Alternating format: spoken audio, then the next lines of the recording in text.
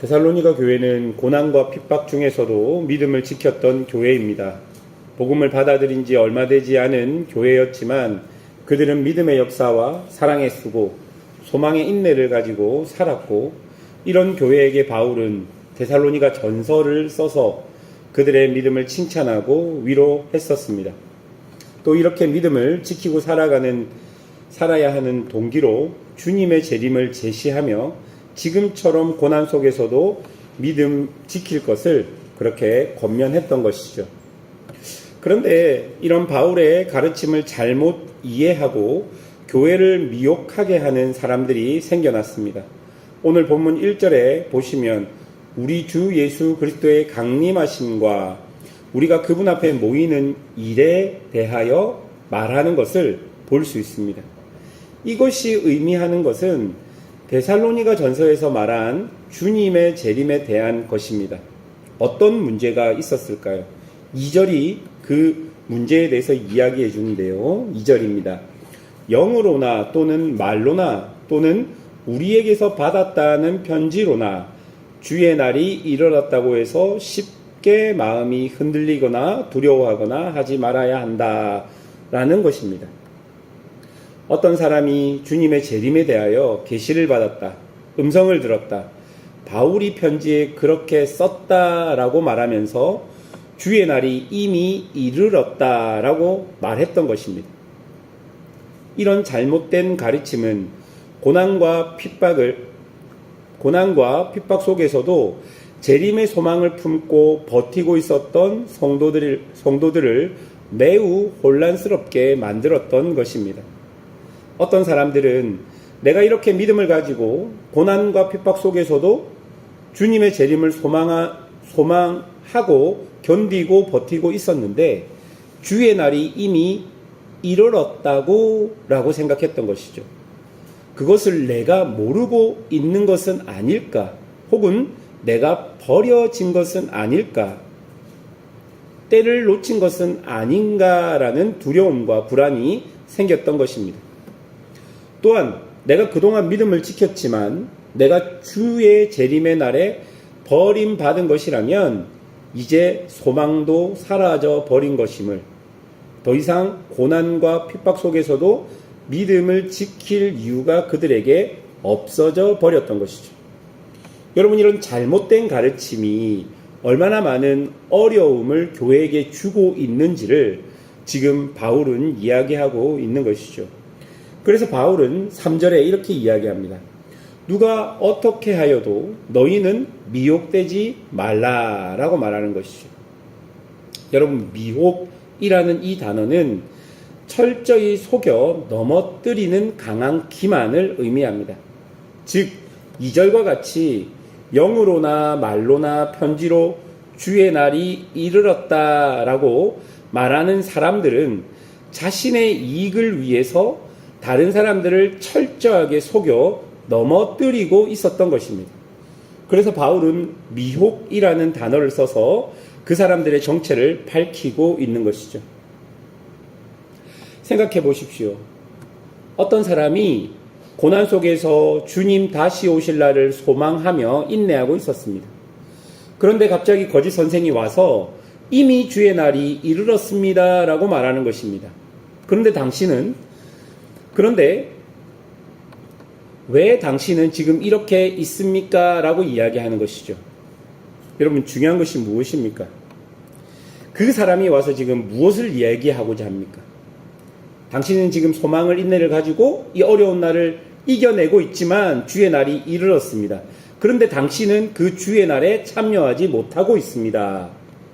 지금 내 말을 들으면 당신도 주의 날에 참여할 수 있습니다. 라고 거짓 선생들이 지금 성도들을 미혹하고 있는 것입니다. 내 지시대로 하면 당신도 주의 날에 동참할 수 있다라고 말하고 있는 것이죠. 고난 속에서 지칠 대로 지친 심령이 여러분 이 말에 넘어가겠습니까? 넘어가지 않겠습니까?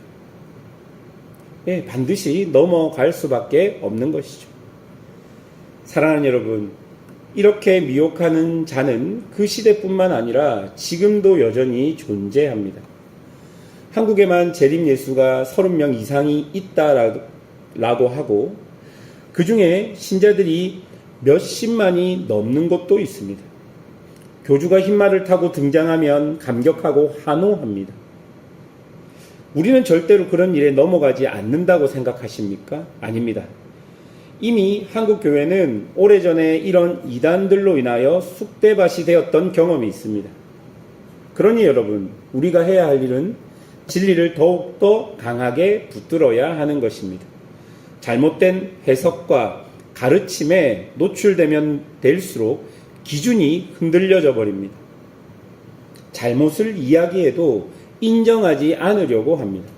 우리가 이미 배운 것 중에 성경에 기반하지 않는 것이 많음에도 불구하고 자신이 그렇게 믿고 신앙생활 했으니 그것이 옳다고 여기게 되는 것이죠. 여러분, 아무리 우리가 지금까지 그것을 진리라고 믿고 신앙생활을 해왔다 하더라도 성경의 기준이 그것이 아니라고 하면 가감이 아닌 것을 인정해야 하는 것이죠. 성경을 읽고 묵상하고 배움으로써 성령의 조명으로 우리 안에 잘못된 것이 발견된다면 가감히 버리고 겸손히 받아들여야 하는 것이 우리의 모습일 것입니다. 이제 바울은 이렇게 혼란 속에 있는 데살로니가 교회 사람들에게 주님의 날이 이르기 전에 먼저 나타날 것에 대해서 말해줍니다. 3절 하반절에 보니까 먼저 배교하는 일이 있고 저 불법의 사람 곧 멸망의 아들이 나타나기 전에는 그날이 이르지 아니하리니 라고 말합니다. 여러분, 여기서 불법의 사람은 하나님의 뜻 혹은 하나님의 법을 반역하는 사람입니다. 하나님의 질서를 거부하는 사람입니다. 그래서 이들은 결국 멸망으로 기결되는 사람입니다. 이런 자들을 요한일서에서는 적 그리스도라고 이야기하고 요한계시록에서는 짐승이라고 말하기도 합니다. 4절부터 5절까지를 보면 그들의 구체적인 활동에 대하여 말하고 있는데요. 4절을 보십시오. 자기를 높이고 하나님의 성전에 앉아 자기를 하나님이라고 내세운다 말합니다. 즉 하나님을 대적하여 높아져서 스스로 하나님이라고 자신을 칭하게 된다라는 것입니다. 여러분, 스스로 하나님이라 여기는 것은 인간의 모든 죄의 근원입니다. 뱀이 하와를 유혹할 때 하나님과 같이 된다라고 말하였고 바벨탑을 만들기 위해 준비했던 자들은 하늘에 무엇이 있는지 보자 말하며 스스로를 신으로 여겼습니다. 이후에도 인간의 모든 죄의 근원은 자신이 하나님처럼 되려고 했던 것에서부터 시작하는 것이죠. 그런 자들이 바로 불법의 사람, 멸망의 아들인 것입니다. 7절에 보면 이미 이런 불법의 비밀이 활동하고 있음을 보여줍니다. 그러나 하나님께서 허락하신 때까지는 완전히 드러나지 못합니다. 그리고 8절에 보면 때가 되면 불법자가 드러나지만 예수님이 다시 오시면 그 입의 기운으로, 즉 말씀으로 그를 멸하실 것이라고 이야기합니다. 이런 불법자의 출현은 사단의 힘을 받아 나타나 온갖 기적과 능력, 속이는 표적들을 보이며 사람들을 속입니다. 이런 속임에 자기를 구원하여 줄 진리에 대한 사랑을 받아들이지 않으면 속을 수밖에 없다라고 본문이 이야기합니다. 여러분, 지금 사단은요, 우리의 눈에 보이는 기적과 능력으로 속이는 표적으로 사람들을 속입니다. 그런데 이때 우리가 속지 않을 유일한 방법은 우리를 구원하여 줄 그 진리를 사랑으로 받아들이는 것밖에 없음을 본문이 이야기합니다. 그리고 11절과 12절을 한번 여러분 보십시오. 이러므로 하나님이 미혹의 역사를 그들에게 보내사 거짓 것을 믿게 하심은 진리를 믿지 않고 불의를 좋아하는 모든 자들로 하여금 심판을 받게 하려 하심이라. 여러분, 이 11절과 12절을 잘못 이해하면 하나님이 미혹의 힘을 보냈다라고 생각하는데요. 아닙니다. 하나님은 이미 진리를 거부하고 불법을 따르려는 사람들을 그 선택대로 내버려 두신 것입니다. 이 말은 불법의 사람들이 나타나 기적과 능력과 표적 등등 한마디로 나의 욕망을 채워줄 수 있는 그 미혹에 내가 하나님의 말씀을 버리고 동참했다는 것입니다. 왜 듣고 싶은 것만 듣고 왜 이상한 것 같은데 그것을 따라갈까요? 여러분, 왜 사람들은 미혹을 당할까요? 이상한데 왜 따라갈까요? 그런 유혹이 나의 욕망을 채워주기 때문입니다. 그런 유혹이 나의 욕망을 채워주기 때문입니다. 지금 우리가 당하는 유혹과 미혹 중에 정말 몰라서 당하는 것이 몇 개나 될까요? 여러분, 지금 여러분 짓고 있는 죄들이 정말 이것이 죄인지 몰라서 짓는 것이 여러분 몇 개나 될까요? 물론 영적인 부분이라 뭐라고 하거나 할 수는 없지만 솔직하게 우리가 말하면 알면서 모르는 척하고 유혹대로 끌려갈 때가 많이 있지 않습니까? 바로 그것을 이야기하는 것이죠. 이런 나의 행동이 죄라고 알면서도 짓는 것들이 우리에게 많이 있지만 우리가 그렇게 죄를 짓는 이유는 우리의 욕망을 채워주는 대로 따라가기 때문이에요. 여러분, 그것이 많이 되면, 그것이 자주 반복되면 어떤 일이 벌어집니까? 이런 불법의 사람이 나타나서 기적과 능력과 표적을 베풀 때 우리의 욕망이 발현하여서 그것을 따라갈 수밖에 없다라고 본문이 이야기하고 있는 것이죠. 그래서 바울은 15절에 어떻게 이야기합니까? 그러므로 형제들아, 굳건하게 서서 말로나 우리의 편지로 가르침을 받은 전통을 지켜라.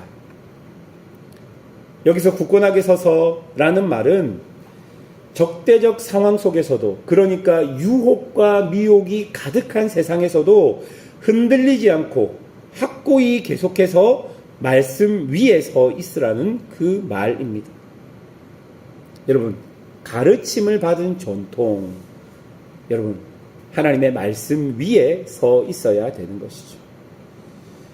유혹과 미혹이 가득한 세상에서 말씀 위에 서 있지 않고 욕망대로 따라간다면 결국은 우리의 모습과 우리의 습관이 욕망을 선택하고 욕망을 결정하고 그렇게 갈 수밖에 없는 거예요.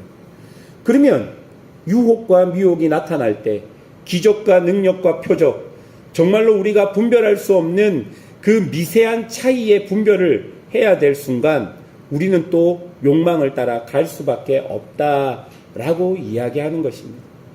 사랑하는 여러분, 미혹에 빠지는 이유는 사단의 견고한 유혹 때문이기도 하지만 우리가 그것이 유혹인지 알면서도 그것을 선택하고 따라가기 때문이기도 합니다.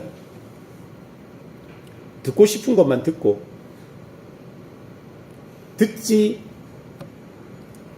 듣고 싶지 않은 것은 듣지 않는 것. 여러분, 그것은 하나님 말씀 앞에서 온전히 그 말씀을 순종하는 태도와 모습이 아닙니다. 여러분에게 마음에 어려움이 있더라도 하나님의 말씀을 묵상하며 하나님의 말씀을 배울 때 온전히 하나님께 순종할 때 그 말씀 위에 굳건히 서는 은혜가 있을 것입니다. 말씀을 맺겠습니다. 사랑하는 여러분, 오늘 말씀은 우리에게 굉장히 중요한 많은 교훈들을 줍니다. 우리가 이제 마지막 때가 다가오면 다가올수록 유혹과 미혹은 너무 분별하기 어려운 일들로 우리에게 다가올 것입니다. 그것을 분별하는 것은 그때 내가 지혜로운 것이 아니라 지금 우리가 살면서 우리 안에 말씀을 채우며 말씀대로 선택하고 결정하는 것이 나에게 차곡차곡 쌓여야지만 그 순간 우리가 욕망이 아닌 하나님의 말씀을 선택할 수 있는 것입니다. 그러므로 여러분, 오늘도 하나님 말씀 안에 거하십시오. 그 말씀을 따라 사십시오. 거짓은 당당히 버리고 여러분을 미혹하고 있는 욕망들을 끊어버리고 하나님 앞에 서서 살아가시는 성도들이 되시기를 주님의 이름으로 축원합니다. 기도하겠습니다.